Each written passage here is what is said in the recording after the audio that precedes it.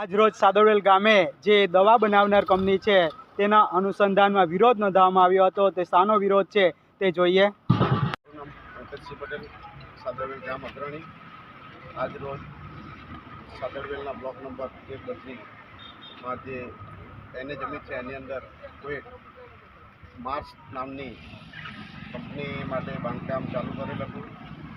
એ બાબતે અમે તપાસ કરતા અને પંચાયતમાં તપાસ કરતા પંચાયતમાં કોઈ જાતની પરવાનગી આપવામાં આવેલ નથી. અને આ જે માર્સ કંપની દ્વારા એવું જાણવા મળે છે કે 24 તારીખે એ લોકોએ પંચાયતની અંદર બાંધકામ પરવાનગી માટેની અરજી કરેલ, પરંતુ પંચાયત દ્વારા કોઈ બાંધકામ પરવાનગી આપવામાં આવેલ નથી. છતાં પણ કામ ચાલુ રાખેલ હતું.